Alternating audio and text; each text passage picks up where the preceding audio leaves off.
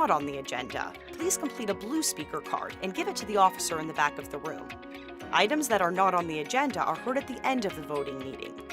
Glendale has 7 city council members: Mayor Jerry Wires, Vice Mayor Jamie Aldama of the Ocotillo District, Councilmember Joyce Clark of the Yucca District, Councilmember Ian Hugh of the Cactus District, Councilmember Bart Turner of the Beryl District, Councilmember Ray Malner of the Saguaro District, and Councilmember Lauren Tolmachoff of the Cholla District.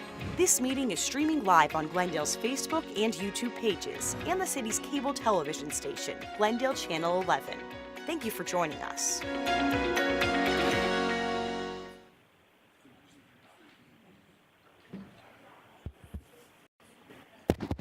All right, good evening. Welcome to Glendale City Council meeting of November 22nd, 2022. This meeting is called to order.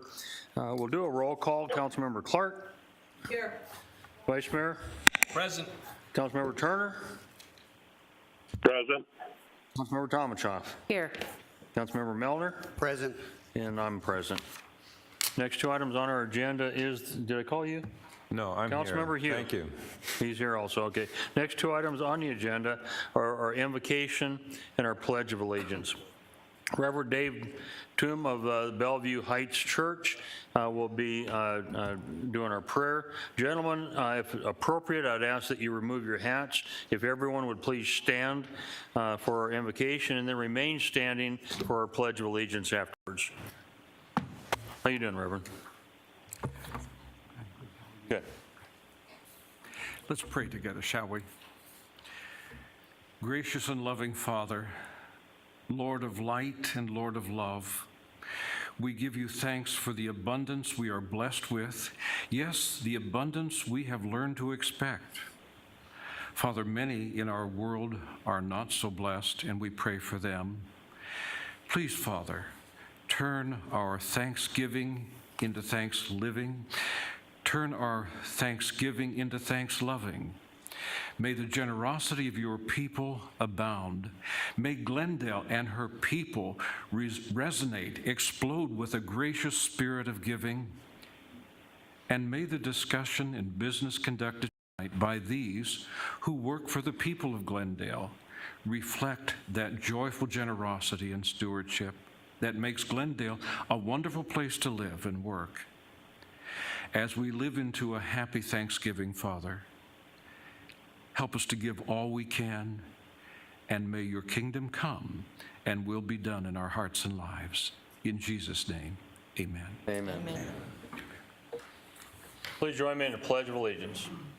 I pledge allegiance to the flag of the United States of America and to the republic for which it stands, one nation under God, indivisible, with liberty and justice for all.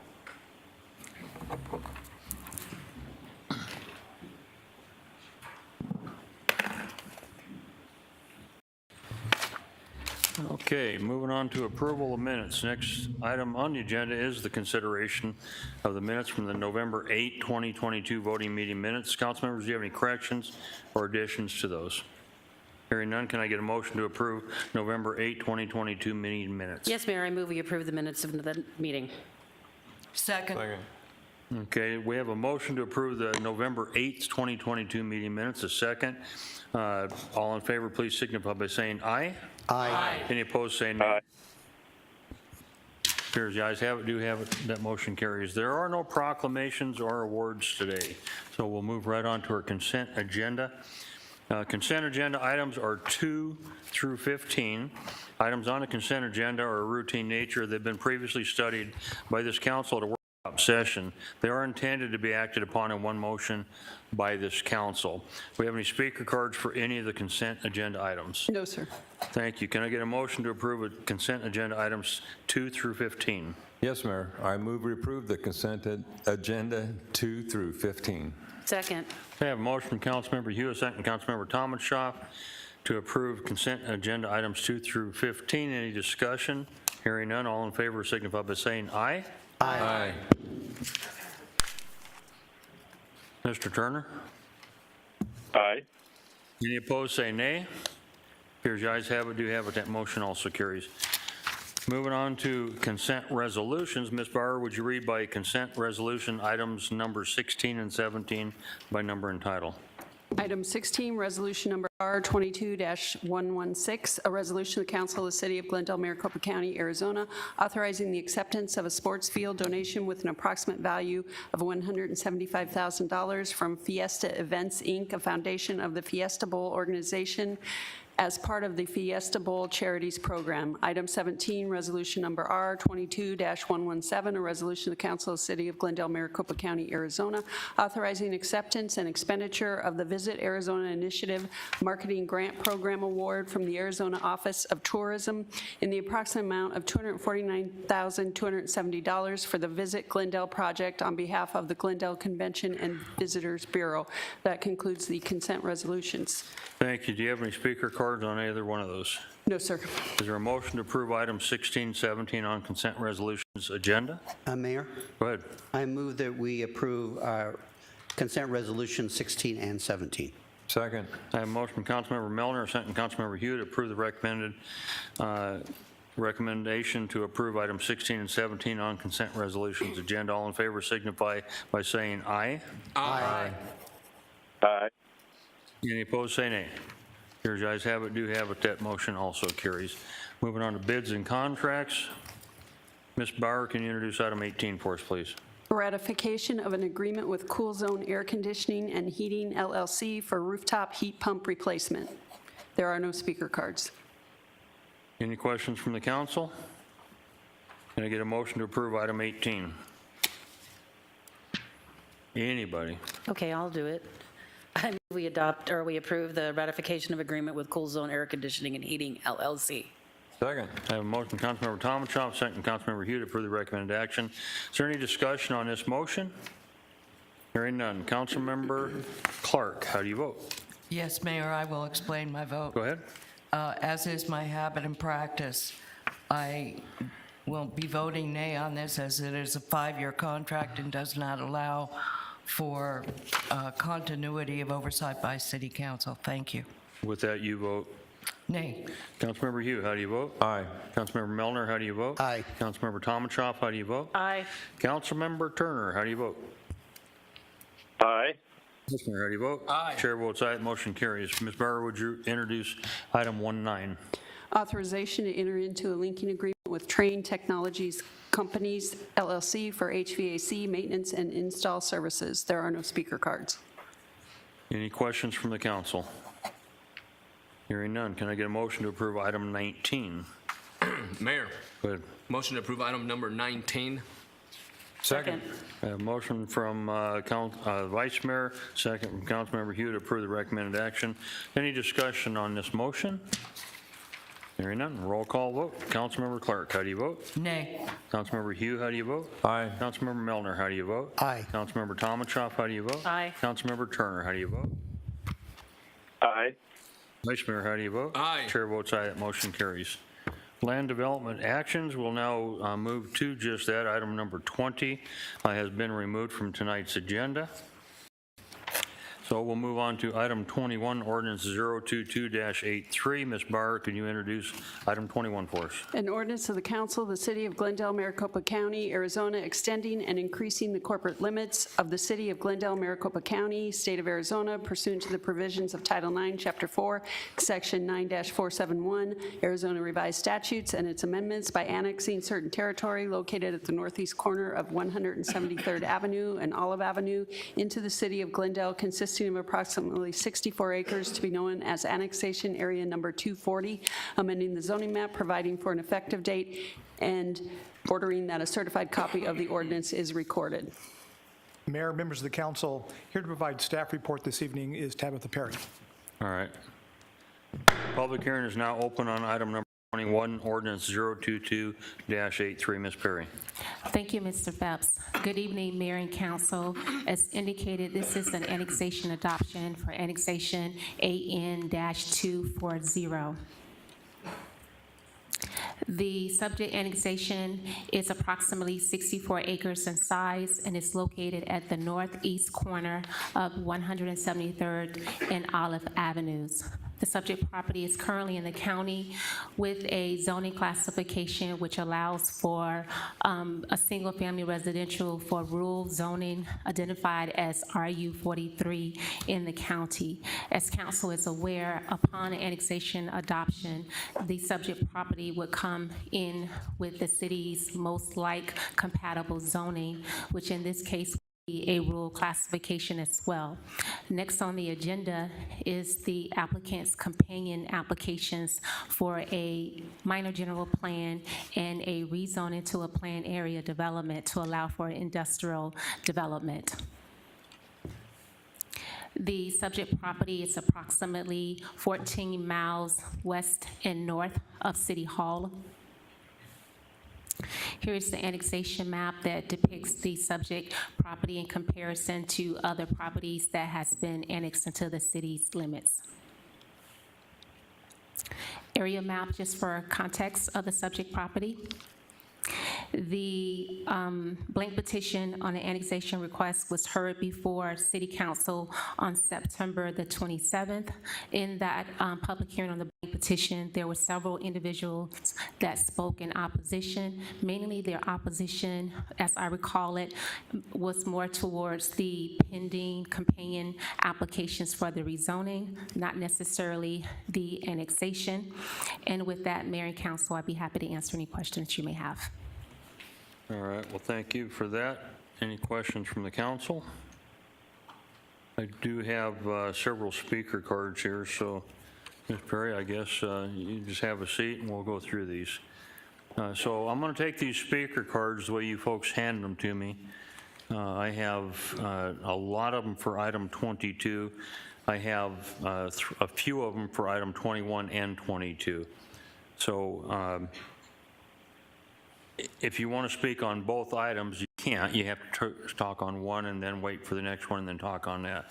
So I have three people, Christy Woolsey, Donnie Hensry, Tim Lasota, that want to speak on items 21 and 22. If you want to speak on item 21, we'll go ahead and bring Christy up first. Christy, with your sign, I can't have you holding your sign up, but you're welcome to lean it up against the seat where the council can see it if that's what you'd like to do. That's fine. That's fine. All right. Okay, and then after you will be Donnie. Where are you at? Okay, sir, if you'll work your way up to the front. So we got a lot of people want to speak, so we're going to try to do this as smooth as possible. Tim, where are you at? Tim Lasota? Yeah. Okay, if you want to get yourself ready to go after him. So that'll be the first three speakers. Okay, you have 3 minutes. Go ahead, ma'am. All right. My name is Christy Westy. I live in Waddell. My address is 10447 North 173rd Avenue. And I'd like to speak a little bit about myself so you guys can know a little bit. My husband and I actually owned a business in Glendale for many years, just down the street over here, a motorcycle shop, and we did very well. We also raised a family here in Glendale and really enjoyed living here. Down the street, there was a favorite Mexican restaurant we always used to go to, La Perla, for many years. I used to go there when I was a little girl. And I am definitely not opposed to the city growing and expanding horizons and industry. In fact, I'm a fifth-generation Arizonan here and have seen lots of growth. My family has seen lots of growth. And about 10 years ago, I moved out to this rural community in Waddell. And of course, I do live on 173rd Avenue, and I would be directly experiencing the rezoning and annexation of this project that is being proposed. Currently, on 173rd Avenue, there's over 50 plus horses that actually live on that street. Countless goats, chickens, cows, you name it. There's plenty of children, and this is actually being proposed in a residential neighborhood. It backs up to 3 sides to neighborhoods. One is Vertizona and directly there off of Cotton. In my mind, I oppose you guys doing this because this really is a moral issue. It is in the middle of a neighborhood. It's a community. We care deeply about what happens in our community, and I am not opposed to progress. It just has a place where it should go and where it shouldn't go. And this is where it shouldn't go. This is a better representation picture that I took of a neighbor who actually lives, his name is Warren, across the street on 173rd. This top picture is him in front of his home, and the bottom picture is actually him facing what he will look at, which is an industrial building right in his neighborhood. Anyways, I thought that would be a better conceptual of what it's really like in our neighborhood, what's being shown. It's hard to see that there's neighbors, there's animals, there's kids. So I really do appreciate you giving me those 3 minutes, and I hope that you will do the right thing, and thank you for your time. Okay, before you leave, item 22 is basically the same. Did you need to speak on that also? Yes, so I'm just speaking tonight for both right now. Okay, Yeah. all right, very good. Okay. Thank you. And when you come up, sir, if you would tell us your name. I don't need your actual address, just if it's not Glendale, just the city you live in. See his picture. Donnie Henson, Henson. Okay, very good, sir. Go ahead. You have 2 I minutes. live right on the corner of 173rd Avenue and Mountain View. This project will be literally 100 feet from the end of my driveway. I built my home out there 17 years ago on an acre and a half. I was born and raised in Arizona. And this was to be my retirement getaway home for the rest of my life. When we heard this was coming in, it just shot our hopes and dreams down on this. Not in a million years did I ever think a warehouse would be going in 100 feet from the end of my driveway in a parking lot with 300 cars in it 50 feet from the end of my driveway. Just unthinkable. I knew that there was going to be warehouses going in, but we always thought it would be over on the east side or east side of Cotton Lane and not over towards us. And we don't have any problem with that. We know things are going to grow. Been out here all my life and know it's going to grow.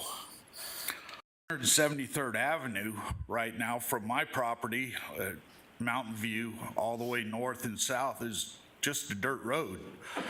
Myself and the neighbors maintain it. I bring a blade home about once every 6 months and clean up the road and maintain it with the traffic that we have in the neighborhood. If we build this warehouse, there's going to be 500 to 1,000 cars in and out of there every day, up and down our road, taking the shortcut from Peoria down to 173rd and south because there's not an exit off of Olive.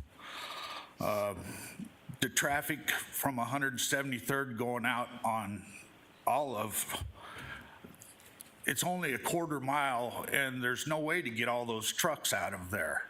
They're proposing 2 exits, an entrance and exits there, and there's already a median and the school right down the way. It's just going to be a boondoggle. But anyways, I just thank you for your time and thank you for listening to me on this. And we just want to keep our neighborhood, nothing more, nothing less. All right. Did you need to come back on the next item and speak again? Mayor, I'm not able to see his picture that he brought. Could he hold that up for us to see, please? Thank you. Bring it closer. Okay. Thank you, sir. All right, Tim?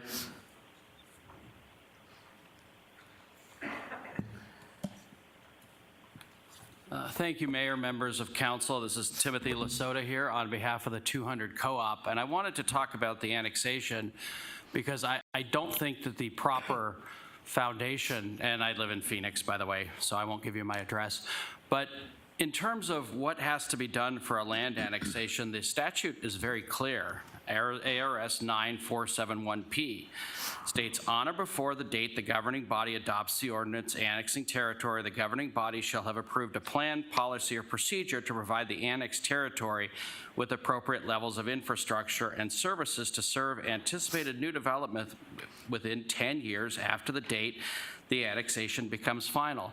This is a point I raised at the last public hearing on this, and I noted at that time that the only thing we had that talked about infrastructure was something from the applicant that said they're actively studying the issue. Well, I don't think that's sufficient under the statute, and I think this is critically important because In terms of infrastructure out there, you know, you're going to hear from some of the people who live out there. I've been out there about 4 or 5 times. It's not like a lot of other places, like, for example, here. I was talking to one of the residents. I didn't even think to ask, but when the power goes out there, it's an issue. The area is not great on infrastructure to begin with. There's a lot of dirt roads. Obviously, Olive is being improved, but infrastructure in this area is critically important, and that's why the legislature put that in the statute, so that we couldn't just annex territory now and answer questions later. There has to be something in place, and right now, there is nothing that I can see that would fit subsection P of this statute. So I think that's just, I think it's emblematic of an application that's just not ready to seriously be considered by this body. I don't think it's a great fit for the area. Obviously, you're going to hear from the residents.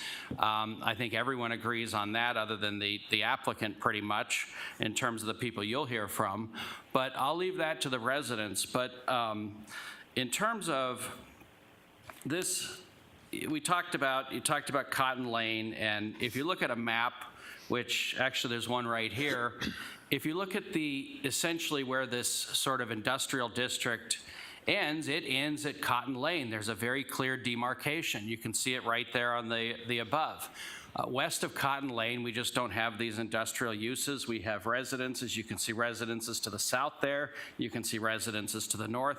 It's an important demarcation that should be maintained. And again, one of the critical reasons is because this area just is not ready for this type of development, and the proper foundation that's required by statute has not been laid. So I'd ask you to not approve this annexation and also not approve the accompanying zoning change. Thank you. Did you need to come back on 22?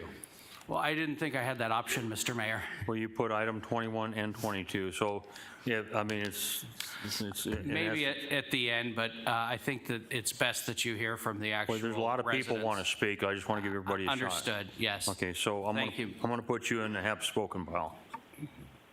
Okay, maybe I can borrow a couple minutes if I think there's a critical point from a resident, but if that's okay. But if you can only speak on one item, I understand. Well, again, I think one item, they're both the same. I'm just asking you, do you want to come back? I would agree. I think I've said everything that might be impactful. Thank you, Mayor. So I'm going to have Tricia Romero come up next. Trish, after you is Jack Loss. Jack, if you'll be ready, I'll be up at the front. I'd appreciate it. Corey, Burt, you'll be following. So if you folks could be ready, we can try to get everybody covered and heard tonight. Again, state the city you live in. If it's not Glendale, your name. You have 3 minutes. Go ahead. Hi there. My name's Tisha Romero. I live in Waddell. We actually live in one of the properties directly across the street from the proposed warehouse site. These are 3 of my children and my husband. We have children's birthday parties there. We're your average family. We live on a small farm. We moved out there, kind of life dream, a couple of years ago. We have 2.5 acres, and this would remove all of our visibility of the mountains that are directly in front of us. We moved in, there were roses growing and watermelons and things where we could just kind of walk through and smell, and the tractors come through. It's very cozy. My kids walk on a little dirt easement to school every day, and it would be a big safety issue to have big semi-trucks on a 2-lane road that's currently there in front of our house, turning around all day and all night. A lot of noise issues, sleep problems. I know these things operate typically in through the night. Also light pollution. We have animals, and we just really would not love to have a warehouse in our residential neighborhood for us to see and hear and experience every day. Thank you for your time. Jack Loss, you're up, and then Corey Burt, you'll be immediately after if you'll work your way up. Roxanne Dent, if you can work your way up. Jack Loss. I live on the corner of 173rd and Peoria Avenue. I've lived out there for 28 years. And when I moved out there, my grocery store was 17 miles away. I had a beautiful lemon orchard across the street. On Saturday morning, when I didn't have to go to work, I gotta have coffee on the porch and hear the birds sing. Got a dirt road, now I've got Peoria paved. Traffic there is crazy, and I live right on the corner. Our dirt road has been graded by our neighbors many times. It makes a smooth driving, but people are starting to speed up and down that road now. And the road in front of my house is getting pitted, and I'm telling my neighbors, don't fix my road. These people are going 50 miles an hour down a dirt road. Got a lot of kids in the neighborhood, a lot of families. It's all rural. It's beautiful out there. I hate to see it end like that. I know progress needs to take place. I've been in industry all my life, since I've been 25. I worked out here in Goodyear at the recycling plant. I was a plant manager out there, and I've been in industry all my life. But I hate to see it come out to a rural area like this. There's so many other places, industrial places that could be used for warehouses like this. There's no ingress or egress for 303 on Cotton Lane. The industry that's on Cotton Lane and Olive, the Fertizona plant, was there only for the farms. All the farms over there use Fertizona, and that's why it was there. There's no other industry around there, and I would like you to consider that and realize that people who are living out there are living out there for that reason. Thank you very much. Thank you, sir. Corey Burt, you're up. After you is Roxanne Dent, and then Lacey James will be up next if you work your way up. You have 3 minutes. Go ahead. Good evening, Mayor and members of the council. First of all, I wanted to say thank you for hearing me out and others before. We've met with Mayor and other council members. I want to thank you for listening to us. My name is Corey Burt. I live in Waddell. I'm the president of the 200 Co-op organization, which is even larger than the group of people that are wearing white that you see before you here. We're made up of hundreds of concerned citizens who live west of the 303 freeway. I lived in Arizona since 1971. And I've seen lots of growth. I'm a very busy, active realtor I'm with West USA, and I serve our community. Twice a year, I hold a huge market, actually in my home. 700 people come. It's called Waddell Farmers Market. We celebrate our rural community that's out there. Art, food, crafts, local businesses. We have a really special area that's irrigated horse property. And having grown up and first lived in Mesa in some property like that, it's rare. It's special, and we love it. In the real estate world, we know that this warehouse corridor is one of, if not the largest projects of its kind in the nation. So we've known for some time, and for years, that the farmland would eventually be developed and would go to another use. I myself have a warehouse across Cotton that I see from my front door. It belongs there. It is okay. This one does not. The land where the warehouses are proposed is zoned residential. It is surrounded on 3 sides by neighborhoods with some homes which have been there for decades, and some are large custom homes like the one I recently sold for $1.4 million. And then there's brand new homes being built on the other side by Meritage. None of these residents in the area planned on anything industrial going on that site. It's zoned residential, and there's no reason why it can't be that way. The only freeway access is off Peoria, and since we met with the mayor last, there have been 2 major accidents on Olive. One of them was fatal. Because there have been questions about the soil quality and whether or not homes could even be built in this land, I called for the owners of Fertizona. I spoke with Cindy Compton. She said to me there was nothing wrong with the soil. They had been gardening, farming there for 50 years. We've been eating the food off the land. There have been no soil studies to say that it has to be industrial. So she, of course, told me that would be safe. Then I spoke with Brian Ming, and he is a land acquisitionist for Cortland Homes. They build homes on R43 zoning. I asked him if they would be interested in that property, and he said absolutely. He said, unfortunately, residential tends to go for half the money that industrial does. That told me that what they're probably trying to do is change it to industrial to make more money. I want to speak for our community. There are many reasons, mostly the neighborhood, nearby schools, children, traffic, utilities, police, fire, property values, and lack of infrastructure. Please do not do this. Okay. Mayor? Ladies and gentlemen, we're not going to have the applause tonight. We don't have time for that. You have a question? Mayor, may I ask Corey a question? We normally don't do that, but we'll make an exception. Absolutely. Hi, Corey. Thank Joyce. you. Thank you. I do appreciate your remarks, and I can relate to them. I just wanted to clarify where you live. I live on Glendale and 171st, And how close is that to this proposed project? within a mile. My home looks east to Cotton. All the warehouses are on the east of Cotton. None of them are west of Cotton. And this is tucked in the neighborhood. It's invasive. Okay, if I understand correctly, you live south of Glendale Avenue, correct? I'm kind of on it. Kind There's of a right general on it. store and I'm right behind And it. then there's Northern, and then there's Olive. Yes. So you're about 2 miles south? 2 miles, yes. Okay, thank you Yes. very much. You bet. Okay. That was Corey. Roxanne Dent? And then Lacey James, you're up after her, and then Emerson Hobson, if you can make your way up. Go ahead.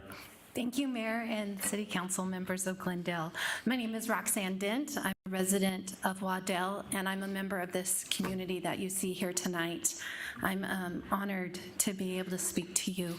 I am also a parent of students at the newest charter school in the West Valley called American Leadership Academy West Foothills. We have an elementary school and a high school on site. The elementary campus houses 880 students daily. The high school has 778 students daily. We are a non-busing charter school servicing Surprise, Glendale, Goodyear, Litchfield, Waddell. All of the West Valley communities commute to our school. Those parents drive their children to the school. Very few of us live in the area right now and are able to walk. As a teacher, I arrive at 7:15. There are parents already in the drive line waiting to drop their students off when it opens at 7:30.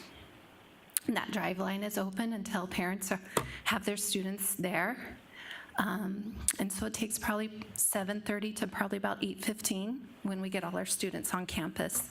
In the afternoons, we start dismissal. Students leave at 3 o'clock, but parents get there around 2:30 or earlier so they can wait in the drive line to get their children safely home and delivered due to Olive being right our main street to get students picked up.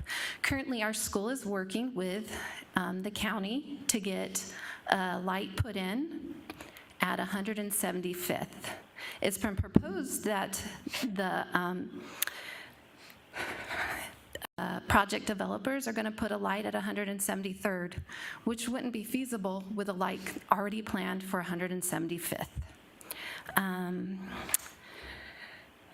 We currently have 2 officers in the morning at 175th and another one at the entrance to our school campus in the morning and in the afternoon to help with traffic. It is quite busy at our school. But due to the fact that we're a community that wants to help our students grow and our children, I really oppose the building of such a large warehouse so close to our children and the congestion that it would create along with the disruption of their safety. I am been out in Waddell for about 4 years, and I've seen it change greatly since I've been out there, but the community sense has not. They're there and they support one another. So I appreciate your vote of nay on this project. Thank you. Thank you. Lacey James, you're up. Emerson Hobson's next, and then Mary Smith. If you'd be ready to go, work your way up front, please. Hi, my name is Lacey James, and I'm a resident of Waddell. And I actually live in the neighborhood right where this warehouse is being proposed. We moved out to Waddell to get away from the city about 7 years ago. We have an 1.5 acres, and we have a small homestead because we wanted to give our children a life where I wasn't afraid for them to go walk out in the neighborhood.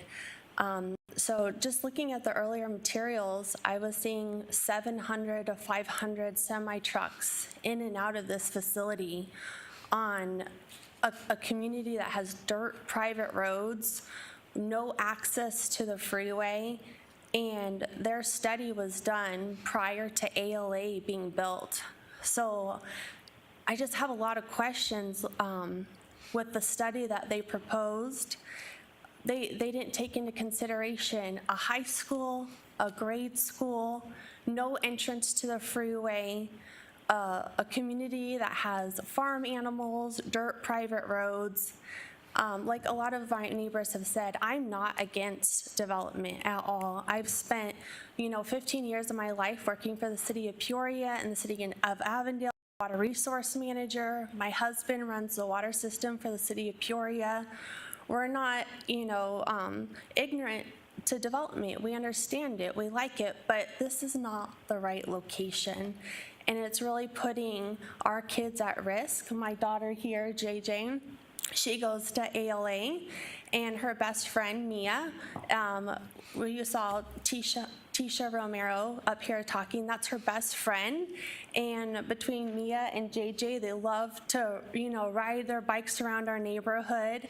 And I'll no longer be able to let her go to her best friend's house and ride her bike with 700 semi-trucks 100 feet away from her best friend's home.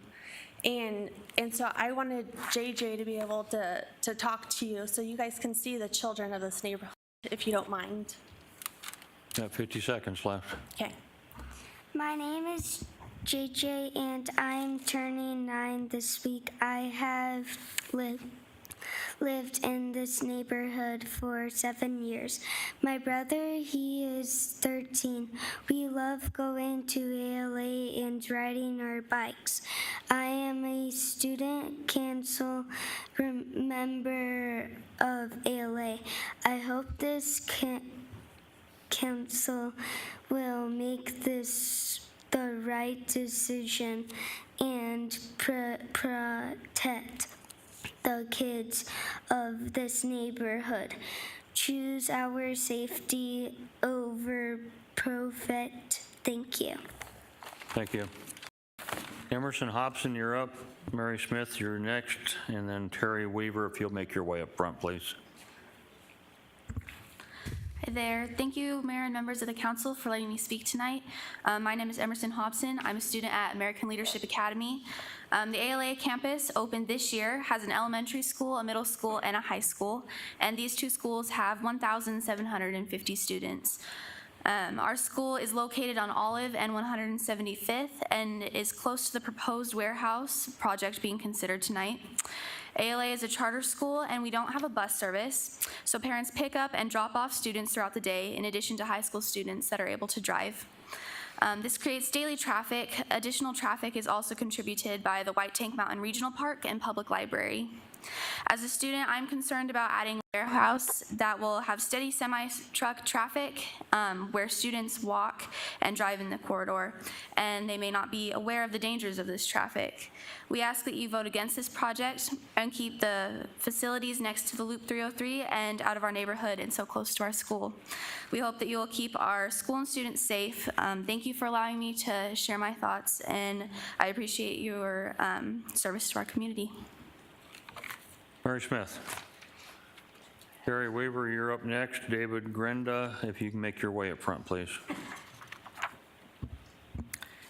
Thank you, Mayor, and members of the council for letting me talk to you tonight and say a few words. My name is Mary Smith. I have lived in Waddell, right off 173rd Avenue, across from where the site is made, for 44 years. My husband and I have seen lots of change, growth, and development in land during this time. I'm not going to lie to you when I tell you that I liked it better when my children were growing up and were able to ride their horses to the White Tank Mountains and back. They could ride all over the area, and I didn't have to worry about them at all. The desert was beautiful and so many wild animals to see, but with time, there's growth, and we realize this and understand. I thank you, Mayor, for meeting with a few of us a few weeks ago in your chambers. We appreciate the time that you took for us and being able to discuss this project with you. Thank you, Councilmember Tomachoff, for speaking with me on the phone and listening to what I had to say. I appreciate it so very much. Council members Clark and Hugh, thank you so much for coming out to the site and visiting with a few of us out there and looking to see what we had. even though you had to bring your car on our rough road, Councilman. That's a private road, it's not a public road, and it's not maintained by the county, it's maintained by us, the individual people that live there. So thank you for coming in and visiting with us on that site. As you told me that day, Councilman Clark, progress is inevitable, and I agree with you. But warehouses don't need to be put in a residential community with 2 new schools just down the road, adding too many semi-trucks onto the already busy Olive Avenue Road. That was my granddaughter that just spoke right before me. I have several grandchildren going to both the high school and the elementary school at ALA. I worry every morning about their safety as they travel to school. One is a relatively new driver, which was Emerson. I hear sirens every morning on the way on Olive. That is unnerving, to say the least, wondering, is that my granddaughter? Is she making it to school okay? Is that one of our other children traveling to school? And I text my daughter and say, where is she? Is she in the parking lot? Because she has a GPA for her. So it's worrisome for me, and it's worrisome for me for my friends and their children traveling down that road also. Olive Avenue is also the entrance to the White Tank Mountain Regional Park and to our public library, adding additional traffic to that area. Olive is a busy street, it's a busy place, and our children will not be safe if these warehouses are built there. And your time's up. I thank you for this, and I ask you to please vote no on both of these items. Thank you for your time. Thank you. Terry Weaver, you're up. David, Grenda, if you make your way up front, ready to go. I'm Terry Weaver. I live in Waddell, and I live just across the street on Olive Avenue from the proposed site. And I just want to talk to you about the business aspect of this. I work at Costco Distribution, so I know well how distribution centers are run. We have semis coming in, 300, 400 semis, 24 hours for a 7-day operation. They come in all hours of the night. They will park anywhere when their time runs out on their ELD log and sleep. They have urine bottles they throw out because we pick them up. That's just the nature of the business. They will be everywhere parked in neighborhoods or wherever they can find a spot to get in for their appointment time. The last meeting, they proposed that they were going to have trees and shrubs for buffers for the noise. Well, semi noise, that's not going to be a buffer. You have dock lights that flash 24 hours a day. It's going to be like Christmas out there. And just the lighting of a big distribution center, it's just not the appropriate place to put a distribution center in the middle of a neighborhood. There are places for them, and this is not the correct one. Thank you. Thank you. David, Grenda?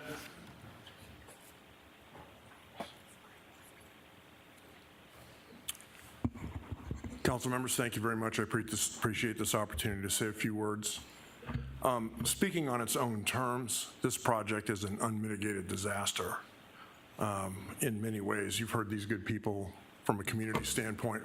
Did you state where I'm sorry, I live in Waddell. Thank you. From a traffic standpoint, it's a disaster. And it makes me sad to see the desperation with which these good members of the community have to come forward in opportunities like this to speak, to maintain their way of life. Glendale doesn't need to gobble up this little piece of land and turn it into an industrial site. You guys are the trusted stewards of the balance between progress and family. And I would ask you to vote against this and take the unanimous decision of the Planning Commission that also recommended voting against this and not allow this to move forward. Thank you. Thank you. That's all the items I have for item 21. There are no other cards. Okay. Public hearing is now closed. Can I get a motion on item 21, Mayor? ordinance 022-83? Mayor, may I ask a question before we go to a vote about the zoning? And I as well, Mayor. Yeah, being as I asked for the motion, give me the motion, and then we'll Okay, go ahead and thank we'll you. take questions at that Appreciate it. point. Thank you. Mayor, Go ahead. I move we pass and adopt ordinance number 022-83. Okay, and then, is there a second? Second. Okay, so right there, now I want to go ahead and take your question. Thank you, Mayor. The staff report shows that this is being annexed in on an A1 agricultural zoning, and there she is. I know it's zoned right now RU43. Don't we have a more compatible zoning? I know we have R45. We have a couple of other rural residential zonings that I would think be more compatible zonings to bring it into the city, residential as opposed to agriculture. Mayor, council members, the one that's being proposed before you, you are correct, is for the A1. The next compatible one would be your RR45.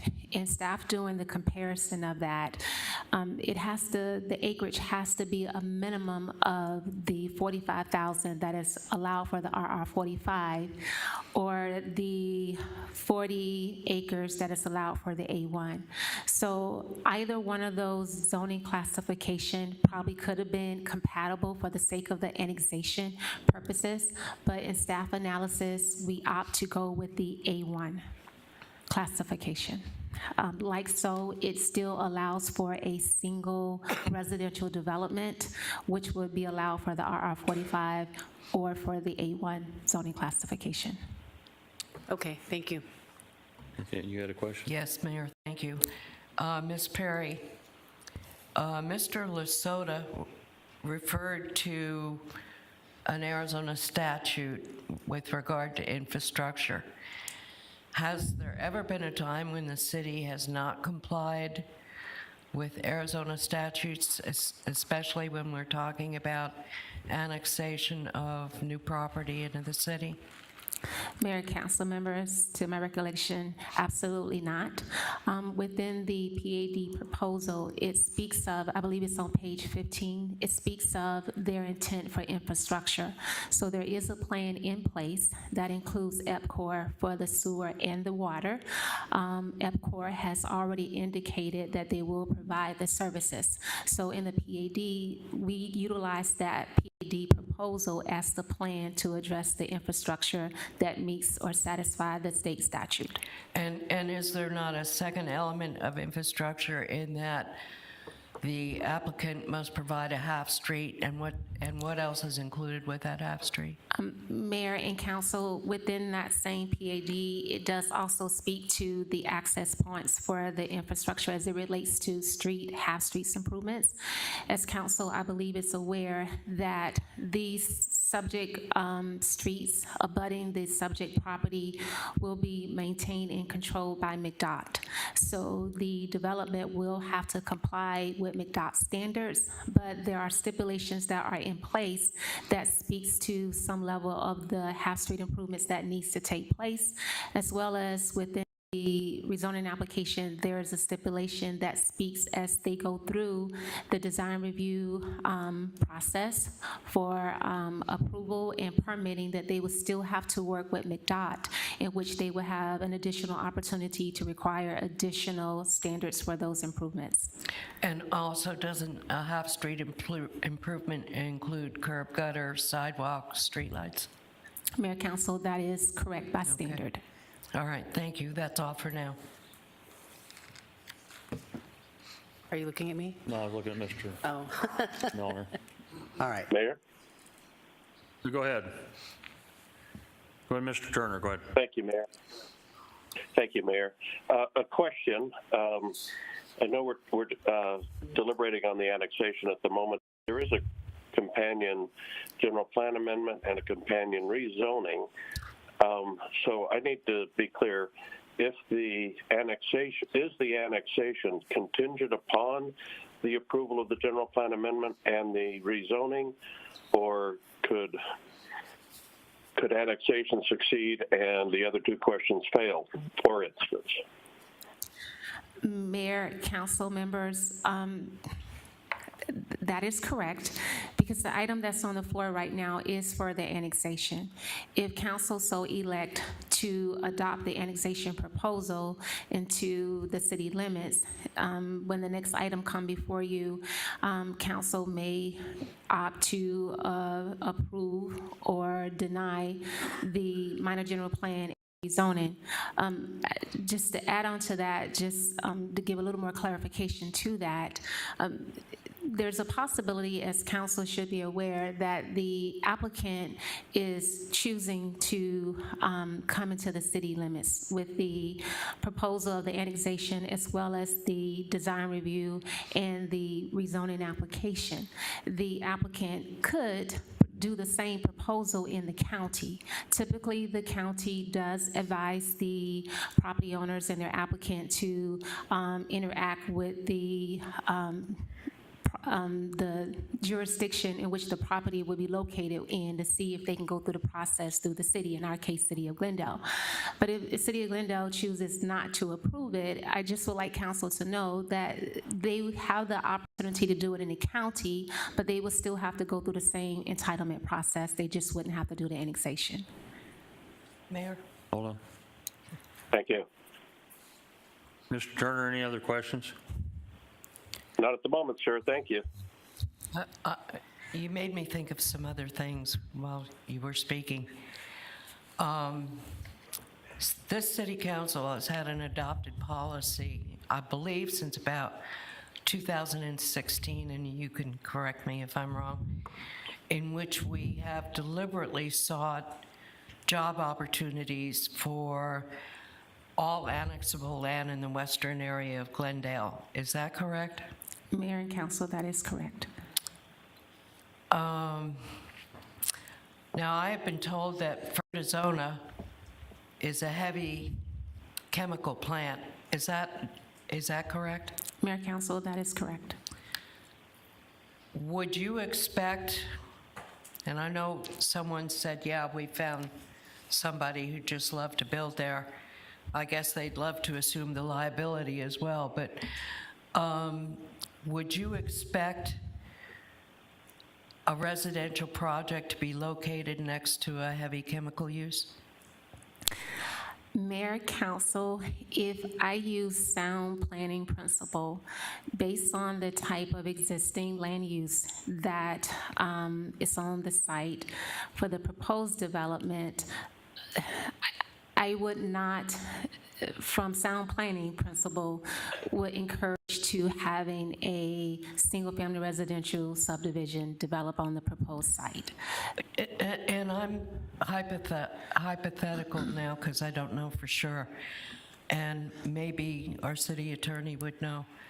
But if residential were to go in there, and we allowed residential in there, would the city bear any liability for having allowed, don't just shake your head, you're going to have to answer verbally. Mayor and council, no. The city, to the extent that there is a development as a regulator in the zoning aspect, it's just for the use. Okay.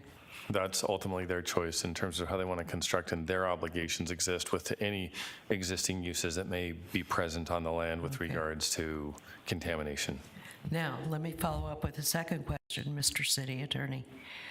Would there most likely be liability associated with the builder for having placed homes adjacent to a chemical facility? Yeah, Councilmember Clark, I'm gonna stop here. We're not talking about homes going in here. I mean, we're approving for a development, and I think we really need to keep it there. All right, Mayor, I'll be glad to. Okay, Mr. Milner. I have more too. Thank you, Mayor. You know, when I woke up this morning, the first thing that came to my mind was, you know, how will I be voting on this issue that is before us tonight? I'm very sympathetic towards the concerns of the community in Waddell. You know, I'm a strong believer in property rights. And I understand that the community would prefer that the property remain residential, the residential on there, or that it stay vacant. But the likelihood of that happening is really quite small. You know, there are people who own that property and they're going to eventually sell that in order to move their own situation forward. One thing about annexing is by annexing this property, we have a lot more tools in the city of Glendale than the county does to try to mitigate some of the issues that have been raised by the residents. As this item has moved through the process, we've asked staff to work with the developer for additional landscaping buffers, placing interior lights, parking lot in a way that it maximizes the buffering, and even has gone further than what we had initially requested. And so,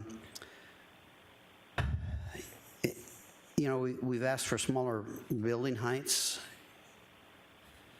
So I believe the annexation portion of this process is the best thing for this property, and I think we should move forward on it this time. Thank you, Mayor. Councilmember Tomachoff. No, ma'am, you're not recognized. Please sit down. Please sit. No, ma'am, sit down.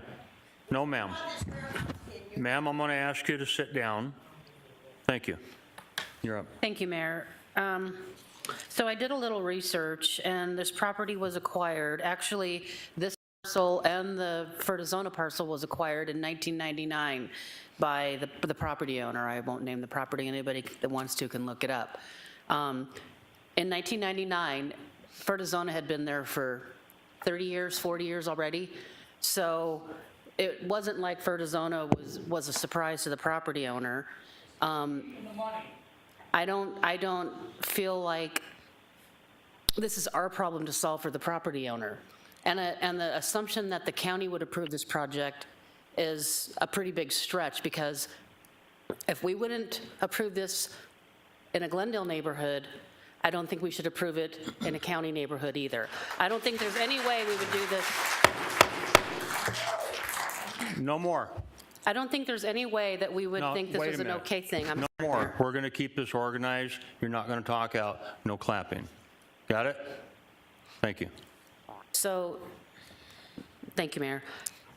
I would never approve this anywhere near a Glendale neighborhood. The building heights, I believe, and this isn't the zoning case, this is the annexation, but we were told at the first time, and I opposed this the very first time I heard about it, that they weren't interested in the annexation without the zoning. Is that correct?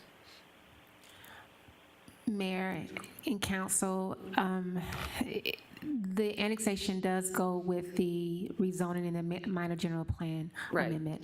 So I can't speak specifically to when they first came in, whether they had interest or not for the annexation if they didn't receive the general plan or the rezoning. Okay, so my point is that this was acquired way before there was an industrial corridor out there. In 1999, there was nothing out there. There was farms, roses, and it was acquired, which everybody has the right to do, and I'm not disparaging the property owner at all, but it was acquired as an investment for a future, to develop at some point into something. So there was, the original intent was never that it was going to be industrial. It didn't even exist out there in 1999. So to me, at least this is for me, the thing that should matter the most, what we're doing is people. And I could not, in good faith for myself, do this to any neighborhood, a county neighborhood, a Glendale neighborhood, any neighborhood. So, but my point I wanted to make sure people, the rest of the council before you vote, was that this property was acquired in 1999. Fertizona was there in 1999. This property owner also owns the parcel where Fertizona exists. So I think that's an important point for you to understand before you take this vote. Thank you, Mayor, for allowing me to speak. Mayor. Go ahead. Thank you, Mayor. So I've heard a couple of the council members mention the word sympathize, and I will tell you that the council here is probably already knows what I'm going to say. I do sympathize with you. I have experienced firsthand what you feel you're going through. I grew up a stone's throw away from this building across the railroad tracks. Beautiful community, the oldest community in Glendale. Absolutely beautiful. It's a Mayberry type community. I grew up there as a kid. Family still lives there. Generations of family. Today, if you drive through there, there's more warehouses and more businesses there that, for example, there's a pallet yard out there, and there's only dwindled down to, I believe, 9 homes. We moved out of there simply because it was time to go. We were infringed upon so significantly that you just can't live there anymore. This council did an overlay district to allow the families to build onto their homes, and at the time, families were coming back, multi-generational families moving back, so they needed to make renovations to make room for their families. But I do sympathize with you. That happened to my neighborhood. Beautiful homes. And if you drive over there, before you leave, just drive over here. It's right over on 58th Avenue and Ocotillo Road, and you'll see more development in there because it's an M1 light industrial now. It's no longer a neighborhood. It just doesn't exist anymore. It's pretty sad if you see it. The firm that represented the applicant did a really good job. I read a lot of information that a lot of the stipulations and a lot of the changes they made. They did an absolutely good job on representing them. Our staff did a great job, and you know what? So did our planning. So I want everybody to know that there was a process and everybody went through it. Period. I got a call this afternoon and asked me about, my thoughts on this item, and I said I believe that the Planning Commission had denied it, and I thought, I think at this point I might be supportive of it. Got a couple more phone calls and said, hey, what do you think about that site? And I talked to them about it, and they said, do you remember where you grew up at? And I said, I do. Do you know what it looks like? And I said, I do. Do you know how many people live there? And I said, I do. And so I'm a little torn on this project. I think everybody did the right thing. It is significantly unfortunate what's happening to you. I've supported a lot of projects in this area. I have, but I really feel that this project is infringing, and this is what I said to the individual who called me, and I won't say his name. This project is significantly impacting and infringing upon the residents of that neighborhood. And let me tell you something by experience. Once those buildings go in, they ain't going away, folks. You're going away. I know because we packed our bags and we left. Granted, we didn't move too far. I still live here in downtown, was born and raised here. Didn't live too far, but I don't live across the street from a warehouse anymore. But you will leave. You will leave. But I want you to know that the process was followed. Everybody did what they were supposed to do. It's unfortunate that you're being infringed upon significantly. I'll leave it at that. Thank you, Mayor. Mayor? Go ahead. Thank you. I do understand how the neighborhood feels, and you would not be aware of this, but there was a project called Stonehaven in my district that had 1,000 petition signatures from residents, adjacent residents, and they opposed Stonehaven, and it still came in. So I do have sympathy for your plight, but I'm also being a realist in this situation. The property owner bought this property as an investment to maximize his or her investment.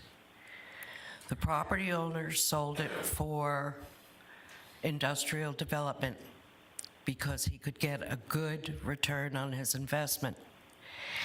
If this developer were to go away and the property owner still has the property and resells it, what do you think he will sell it for a second time around? Same thing, industrial, because that maximizes his profit.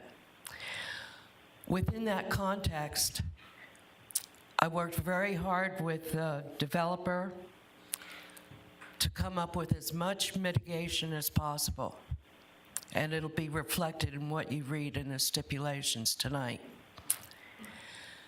If you can't make it go away, and this is what saddens me, if you can't make it go away, then your next best bet is to work on mitigation and get as much protection for your neighborhoods as possible. And sadly, that didn't occur. I wish it had, but it didn't happen.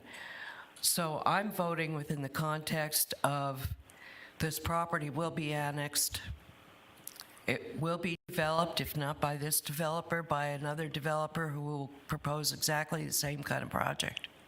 I'd rather have this developer who has bent over backwards in terms of mitigation. The buffers are extraordinarily wide. There's an 8-foot wall on the west side of the property, and you're already being encroached upon by Meritage Homes. You're all on acre lots, right? Okay, what is Meritage putting in? Meritage is putting in 5 dwelling units to the acre.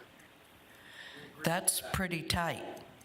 So you're already being pressured by other development, and that includes the school as well. Folks, stop.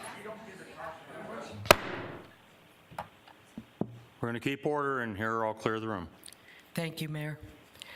I wish I had better news, and I wish I could say, no, I don't support this development or this project, but I do, because I think that in the light of what could come there, that this developer has reached out and done an extraordinary amount of mitigation to make it as palatable as possible. Thank you, Mayor. Okay, we're going to go ahead and conduct a roll call vote. Go ahead, Mr. Turner. Thank you, Mayor. It's hard to separate the zoning from the general plan and to separate the planning and general plan and zoning from this annexation question because they bear on each other so heavily. It is interesting that the Fertizona property is owned by the same property owner that's forward with this proposal. Fertizona, as I understand it, is a fertilizer company supplying the agriculture in the area, and we know that the agriculture in the area is quickly disappearing. So the usefulness of that particular site as a fertilizer distribution and supply may not last very long anyway, and therefore it would not be a burden on the rest of the property if in fact it is a burden at this point. Not every industrial use is Union Carbide and Bhopal, India. So to the annexation more directly, I do believe that the county has the ability to add stipulations and to increase its standards to questions that they consider, just like we do here at the city. I also think that if what has been proposed or is being proposed for this property is going to occur, that it's a decision that ought to be made by elected officials that are actually can be held accountable by those residents in the area, many of whom are in the room tonight. I think that at this point, it's best that we leave it unannexed, and if they want to move forward in the county, let them. The county can go through this process, and they may have a different relationship with those residents than we do. But I think the residents have the right to have elected officials that represent them make this decision. Thank you. We're going to do a roll call vote, starting with Councilmember Clark. How do you vote? Aye.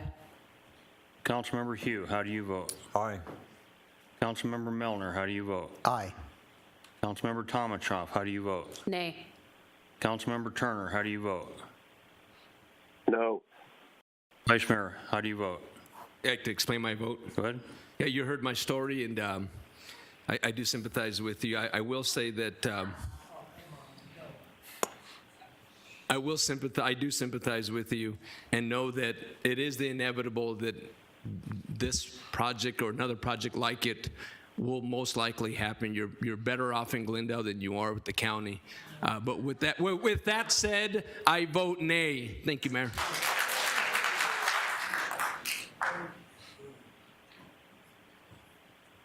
Chair votes aye. Motion carries. Ms. Perry? You have anything to add for item 22?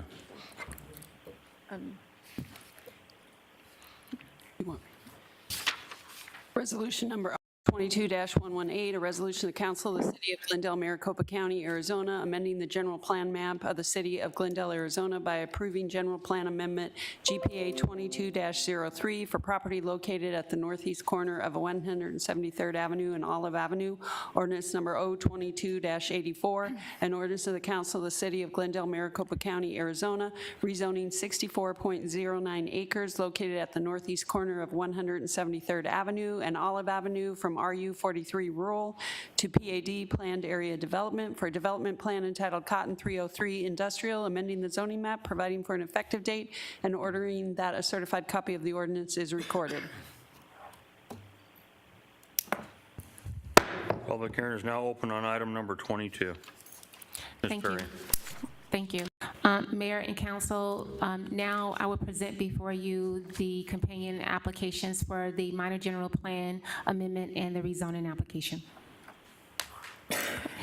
The request is to rezone the land, the request is to amend the general plan land use designation from low density residential, allowing up to 2.5 dwelling units to the acre, to regional mixed use. And the second request is for the rezoning to change the zoning classification, which now would be A1 in lieu of the county's RU 43, to planned area development to allow for a mixed-use development that would comprise of approximately 1.1 million square feet of industrial uses. Okay. Once again, the subject property is approximately 14 miles west and north of City Hall. Here's the general plan and the rezoning. To your left, the general plan depicts the current land use designation, and once again, the applicant is proposing the regional mixed use in hopes of developing a mixed-use industrial development. And then the rezoning application to your right, which depicts where they're seeking to change the zoning classification from A1 to PAD, Planned Area Development, which would allow for similar land uses that are also allowed within the adjacent approved PADs that is located just east of Cotton Lane. The applicant is proposing within a PAD to allow for land uses that are compatible with the current zoning ordinance land use classification of light industrial N1. Here's an area map, once again, just depicting the subject property in its comparison to surrounding development with the residential to the north, the west, and to the south, and the heavy industrial to a remnant piece of property just to the east of the subject property. Within the PAD, the applicant is proposing to amend some of the development standards, which is typical for within the M1 zoning classification in our current zoning ordinance. I will highlight a couple of them. I'll start off with the maximum building height. The M1 standard allows for a maximum height of 30 feet. The applicant is proposing 65 feet in height for the maximum building height. Another comparison would be deviation in the parking. For any office component development, the current zoning ordinance allows for one parking space for every 250 square feet, and the applicant is requesting to reduce that to allow for one parking space for every 500 square feet. There's some other things that are taking place that I'll give some clarification to some of the comments that came from council already. Originally in their PAD, as you can see that's displayed before you, the setbacks has been changed. The applicant went through the citizen participation process, which they heard a lot of the concerns that came from the residents, and they worked diligently with many members of the city team to rectify the concerns that they have. So I will kind of speak on the deviation as it relates to building setbacks in the next slide. as well as the landscaping deviations from what they originally was proposing within the PAD, and now what is reflected as stipulations within the staff report in the ordinance before you. Okay. Here is the conceptual site plan that depicts 2 buildings, once again comprising of approximately 1.1 million square feet of development. To the north, just for context, is the Mountain View Road. Okay. As you see, when we went before Planning Commission, the stipulation indicated setbacks being 230 feet to the north, and from the west and to the south being 116 feet. Since the Planning Commission, the applicant, based on comments that was presented before the Planning Commission, agreed to modify the stipulation to increase those setbacks.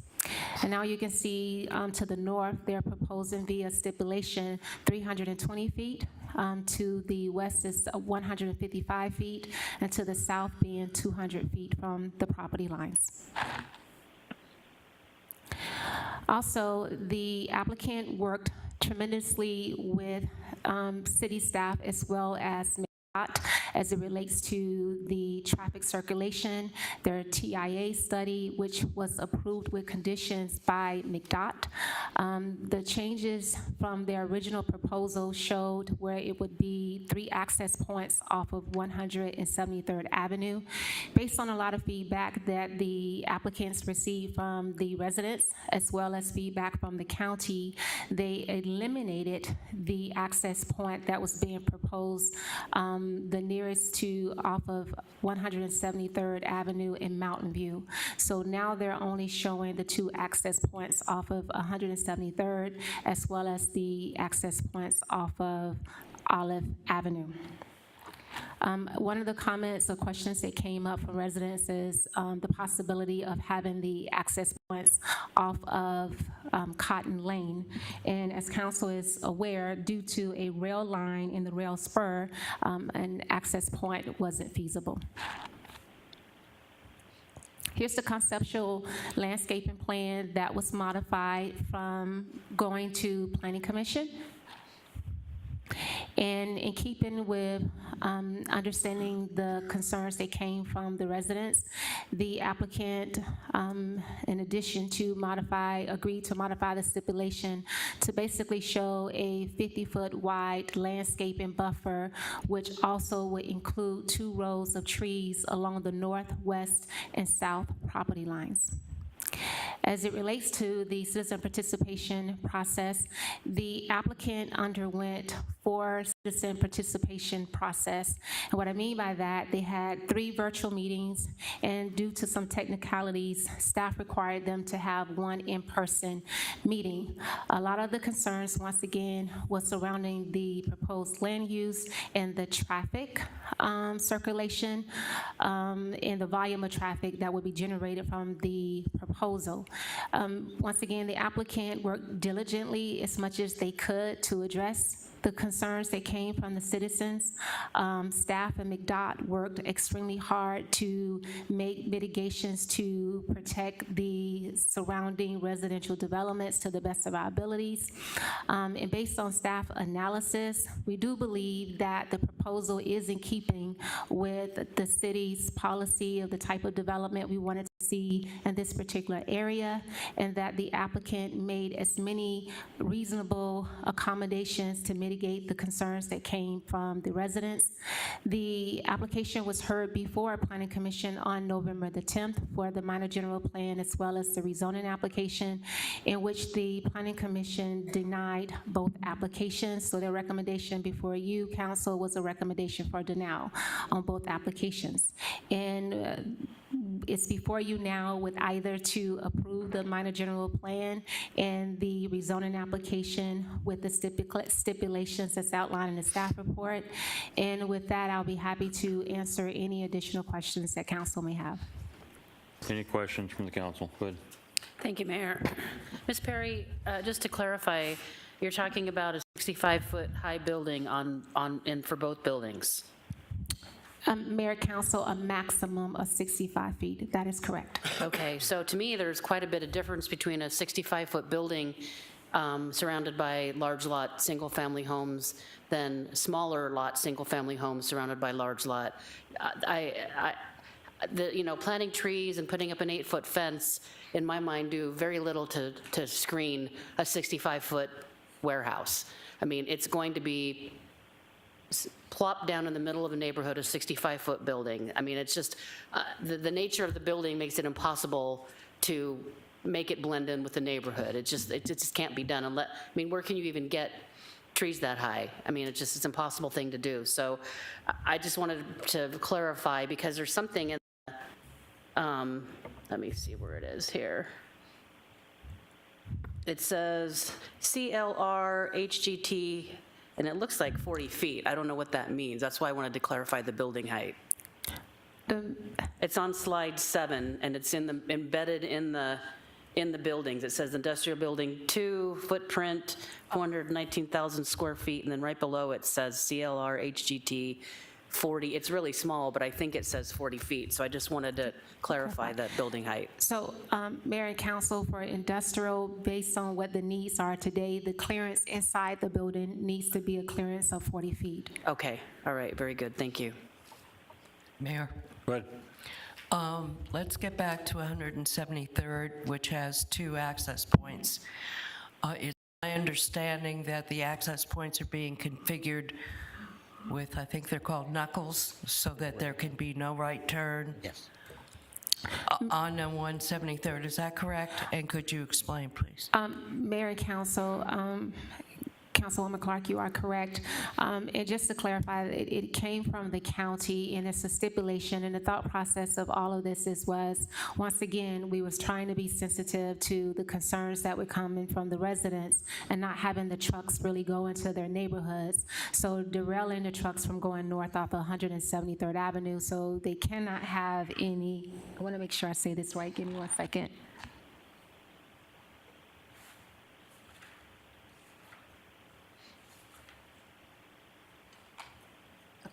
So along 173rd Avenue, it's left out only in no right turns. Okay. Then, with regard to the lighting, I believe standard lighting for a parking lot is 20 feet or better. What is the applicant proposing in terms of lighting standards for this project?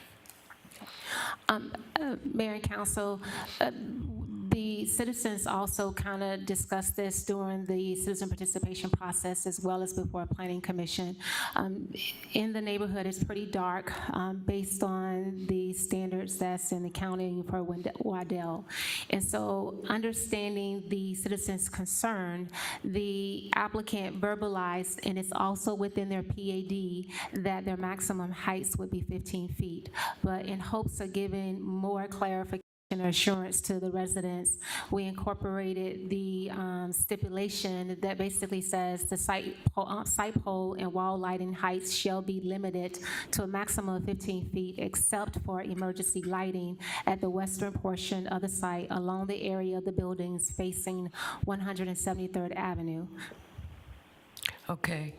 I did have another question, and now I've forgotten what it was. I'll come back to it if I remember. Thank you. Mr. Melner. Thank you, Mayor. I wanted to go back to one of the comments that was made by one of the citizens regarding unmitigated parking in the neighborhoods by large trucks. How can we as a city or working with the county eliminate that kind of activity? Mayor, Council, Malnar, if I understand what you're asking, is so that the trucks can't park on the residential road? streets. Okay. So one of the things we can do, and obviously we'll be more than happy to work with the county, is to see about putting up signage. And I'm sure the applicant, they wouldn't be opposed to it, to put up signs that says no parking, no truck parking on the streets. Yeah, and I think that needs to be throughout the neighborhood area, not just along the streets that we're speaking about. The other suggestion I would make is I'd like to see if the applicant would be willing to reduce their maximum building height. Okay. Mayor and council, that is a conversation that I had with the applicant, and if it pleases council, they would be willing to reduce the proposed height from 65 to 55. And keeping in mind that they still need to have that inner clearance inside of the building, so they would be willing to reduce the maximum height to 55 feet. So we can make that amendment tonight to include that as a stipulation. Mayor and council, yes, you may, if council so deems so. Thank you. That's all, Mayor. A little bit late.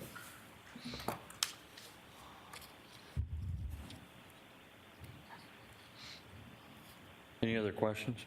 Mr. Milner, do you have any other comments? No, that was it. Thank you, Mayor. Okay.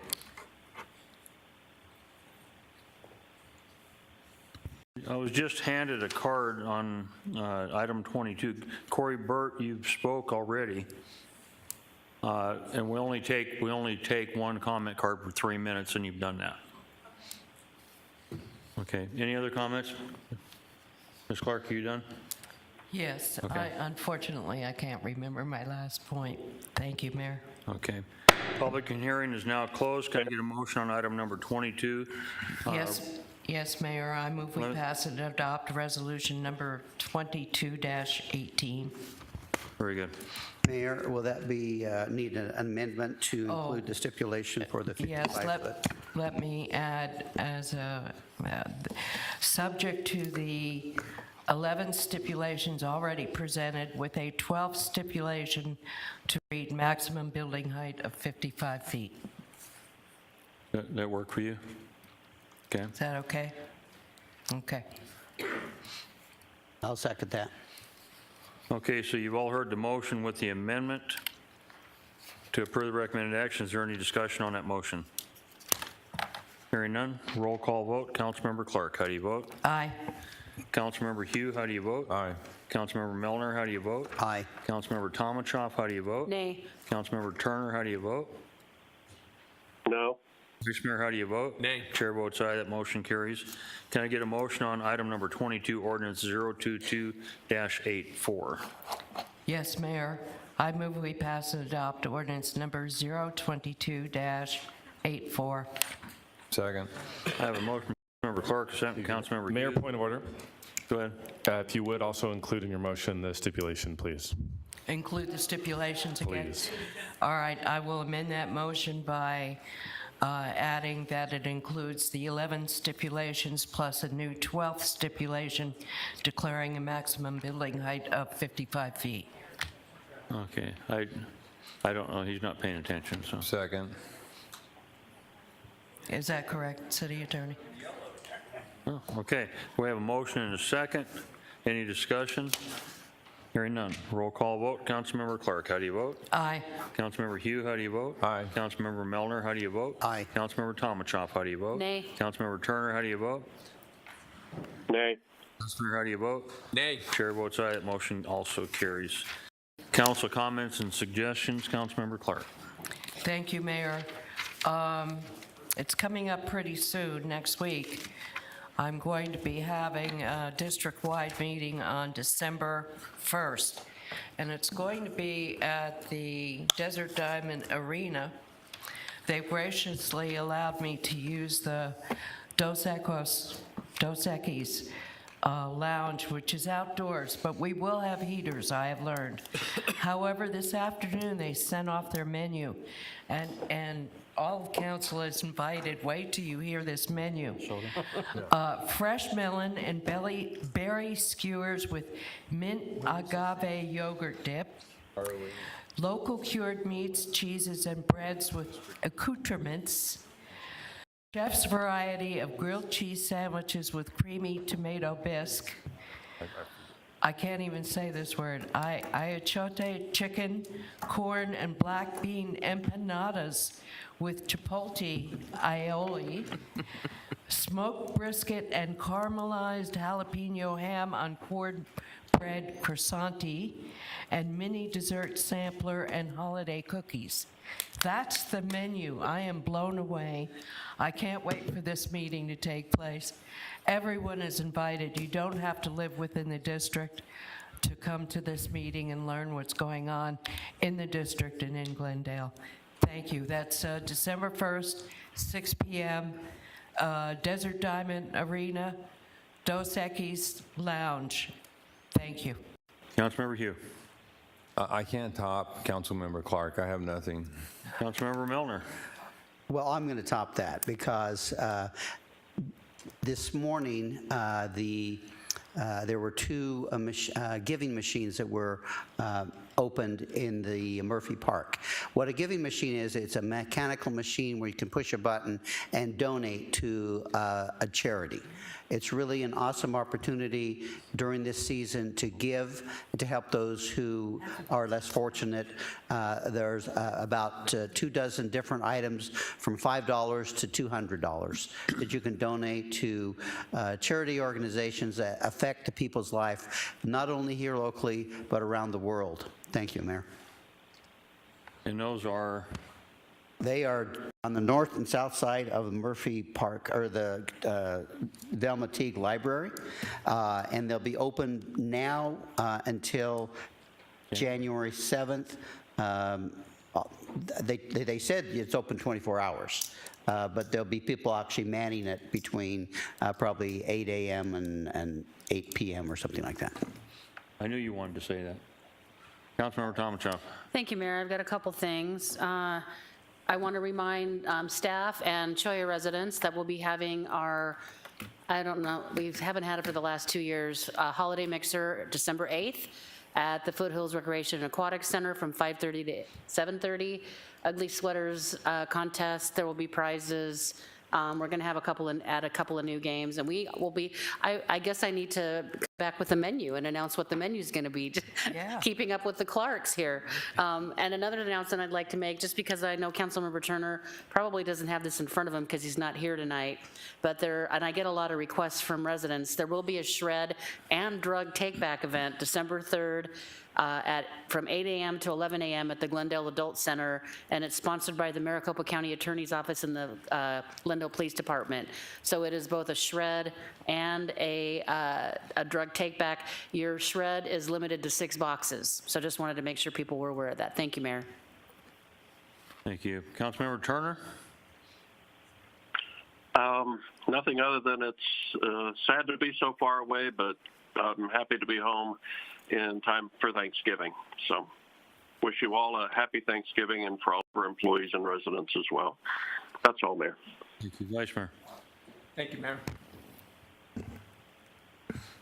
So really excited to announce this. So Glendale and the Ocotillo District now has 2 brand new state-of-the-art playgrounds and a sports complex to enjoy and promote play in our community.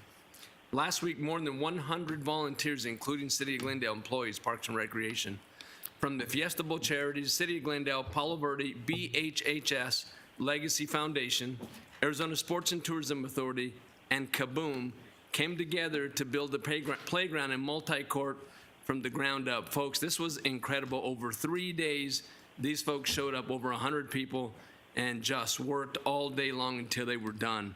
My office assistant also helped, and many of our city employees. A football field from the bowl game will also be installed at the site in early 2023. So all of the turf sod from that bowl game will come to O'Neill Park. Also, a couple other upgrades. The O'Neill Park will also have new restrooms. They're up and running now, and the community center is being renovated. This is a really good upgrade for our park and great for our community. And I want to thank our staff and our council for making this happen. Thank you. Okay, and I have nothing right at this point, other than I hope everyone has a wonderful holiday season, the Thanksgiving. Hug them if you got them, folks, because we're all getting older. So, with that, citizens' comments. Next on the agenda is just that. Council makes the opportunity available to citizens to bring information and business before this council that's not on the printed agenda. Before I welcome speakers tonight, I want to remind the audience, anyone speaking tonight, that it's a public meeting. As the chair, I'll not tolerate any profanity or threats to this council or staff. If you violate the rules, you're going to be escorted out of the building. We're going to go ahead and start off with You have to forgive me, writing's difficult to read. It looks like Gunter Hermund? Yes. Okay. If you would, sir, come up. You have 3 minutes to speak. If you live in the city of Glendale, tell us your district that you live in. I don't need your address. You have 3 minutes. And then James Bear, I believe you're up next, sir. If you'd be ready to go, I'd appreciate it. Go ahead, sir. Yes, my name is Gunther Herman. I've lived here in the city of Glendale for the last 32 years. I'm a Vietnam veteran. I was in the U.S. Army. I have a complaint here against the city of Glendale Police Department. I own a business under Boulder Construction Corporation. We had 3 major thefts that have taken place for the last 3 years.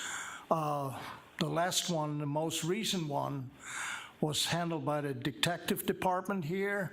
They stole about $60,000 worth of tools from us, but it seems like the detective department is not doing their work. They dismissed the case pretty much. The guy that stole our tools was given a 2-year probation. I mean, what did they actually do?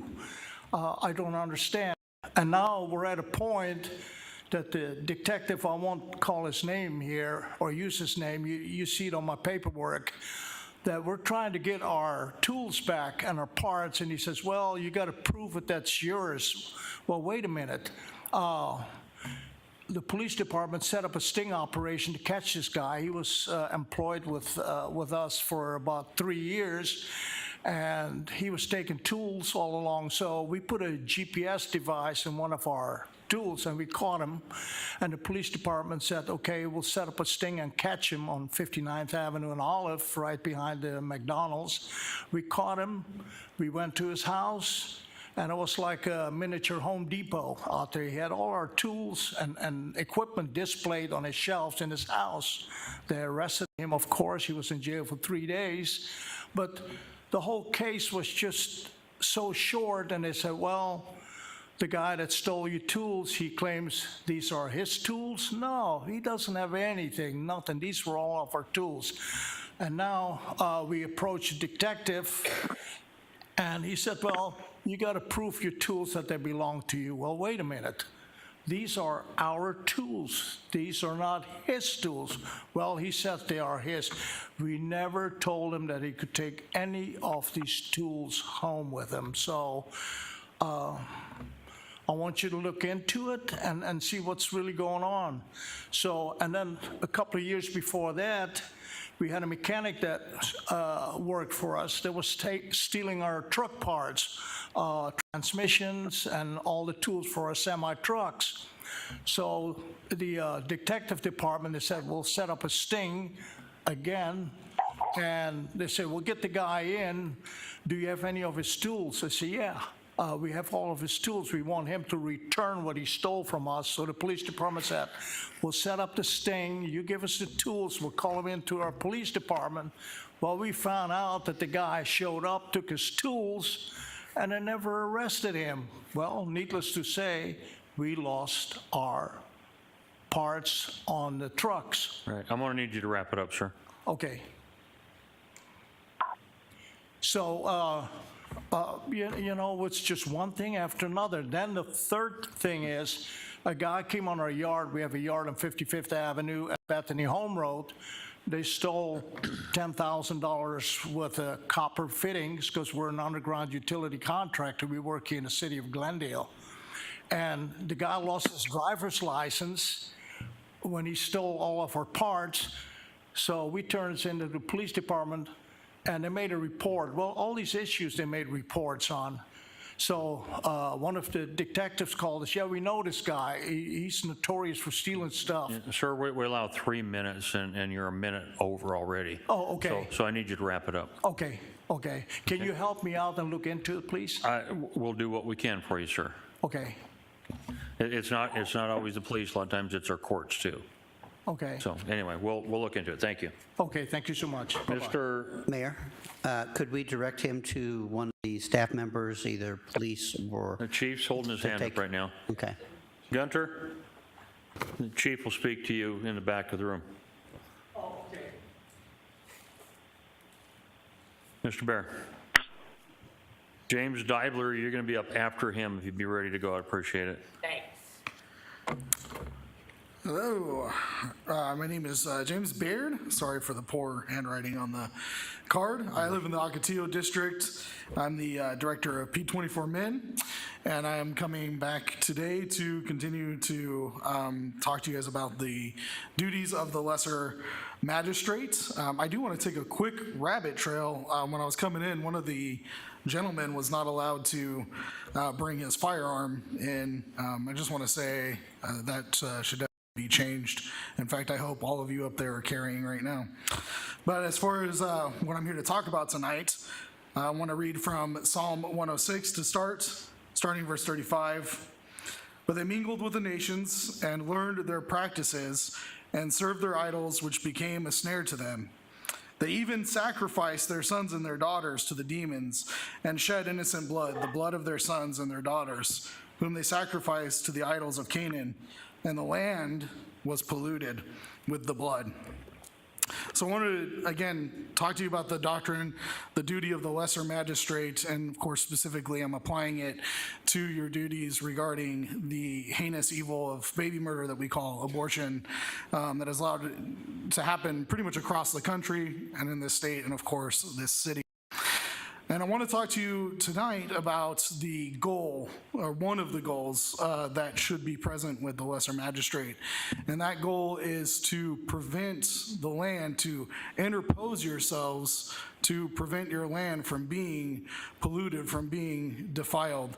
Now, in case someone would want to say to me, but Baird, this was Israel that we were talking about that had a peculiar covenant with God, I would direct you to, for brevity's sake, I won't read, but I would direct you to Leviticus 18, 19, and 20, which makes clear that these are things that God has driven out the nations outside of Israel for committing. This is God's moral law, which he judges all nations, not just Israel, for committing, and says that the land vomited these nations out. That's the term used. They vomited the nations out because these practices, and again, Leviticus 18 through 20 will mention child sacrifice repeatedly as well, as one of the practices for the reason why the land vomited these nations out. So I just want to encourage you, even plead with you, to consider how you can interpose, how you can be a courageous lesser magistrate, with one of the goals being to protect our land from pollution and to protect our land from vomiting us out. I would encourage you just to consider a baby step that could be taken would be possibly a resolution to call upon our legislature to enforce equal protection for the unborn. Thank you, guys. Mr. Deibler. Jack Loss, are you here? Don, you'll be up next. Hi, my name is James Deibler. I live in Phoenix, Arizona. Next year, I would like to see Dieter Theater Company to perform at the Desert Dime Arena. This nonprofit organization helps with developmental disabilities to have an opportunity to act, design, or just volunteer behind the scenes. Using Desert Dime Arena to provide the West Valley an evidence to see shows such as South Pacific, Wizard of Oz, Little Shop of Horrors, and Once Upon a Mistress. These shows will benefit the Special Olympics of Arizona. The City of Glendale and MSM Global would invite Dieter Theater Company to Desert Dime Arena. This nonprofit organization is great working with developmental disabilities. It serves the Phoenix metropolitan area. Please keep kids out of drugs. Thank you for your time and consideration. Happy Thanksgiving. Thank you, James. Don, you're up. And after Don, Joyce, you're up. And your district is not Milner District, it is? Okay. She wrote it. Saguaro District, okay. You didn't know you had a district named after you. Go ahead. My name's Dawn Constantine, Saguaro District. When I first started coming here, I told you that I'm not a politician, all right? So it takes me a little while to get used to some things, okay? However, there's one thing that I can't get used to, okay, is seeing a citizen of that district being pitted between two entities, being code enforcement and the police department. I have an issue with that. I also have an issue with the fact that one hand does not talk to another, okay? Somewhere along the line, a lot of things got screwed up with the codes in the Granada Estates, okay? Police departments, this as of today, okay? And you guys been listening to me for some time now. Today, they finally got this issue straightened out, all right? After numerous of phone calls, me being threatened, still got threatened, okay, to have an injunction against me because God forbid I drive down the street, all right? So, first of all, I want to say thank you to the police department and thank you to code enforcement and to everybody else that was involved with this, that we finally got this straightened out at 5 o'clock at night, all right? There has to be a better way. There has to be, okay? You have a resident in Granada Estates that was caught between the department, the police department saying it's not our issue, it's codes, and then codes saying, no, it's not ours, it's police departments. And this went on for a very long time, right up till this afternoon. And thanks to the chief and the commander, we finally got this taken care of today, all right? And I'm sorry, with code, all right? And we got it finally taken care of today. Now, Mr. Mayor, Mr. Malnar, and a few others, you know, we have toured this place together, all right? But it has to be fixed. Something has to be fixed. You can't pin a resident of Glendale, okay, to include myself for this matter, all right, against two separate organizations, one being the police department, one being code. Somewhere along the line, you all got to get on the same page. You all have to understand the same rules, and you all have to understand the same laws, because without it, this will continue to take place, all right? I don't like being threatened by other residents, all right? But I also don't like living in Sanford and Son, okay? Now, granted, it is getting better, all right? I must give you credit for that. It is time's getting up. better. I know, Mayor. Okay, I'm going to shut you down this time. Last time you went for a really long time. So your time's up, I'm sorry. But All right. Joyce, you're up. Thank you. Warren, you're up next. If you want to make your way up. Joyce Capson, Saguaro District, temporarily living in Phoenix, but I am that citizen that got stuck between code and PD. No, call code, no, call PD, and it went back and forth and on and on. And I knew from two and a half years ago from Tim Bowling, we'd gone through the same exact issue, and it was a PD issue. It was not a code issue.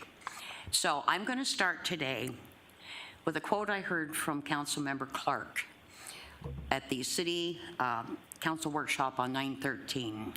And that quote is, "Any law is only as good as its enforceable counterpart." That should be in #1 in quotes at Google. I have had my head in a spin cycle with this. I have been round and round. I was given a great deal of assistance from a gal named Deanna at the city manager's office. She took she was wonderful. She took it to Rick St. John. Rick St. John the following day met with Police Chief Briggs and Tim Bowling. And then the following day, which was Thursday, I got a call from Bob Erickson in Code to follow up.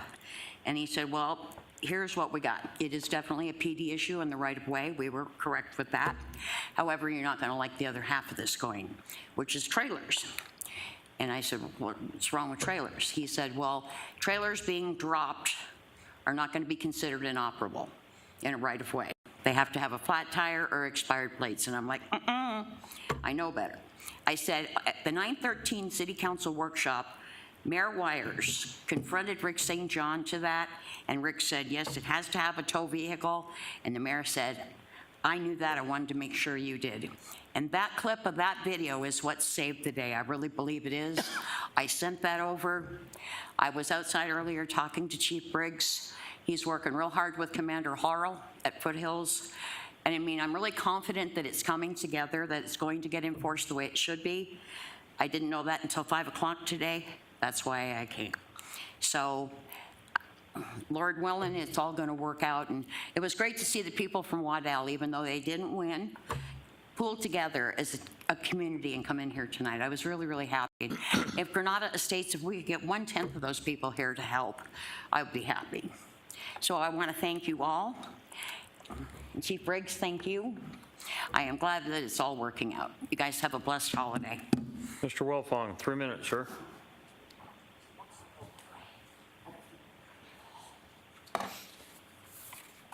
We're in Wilfong, Ocotillo District.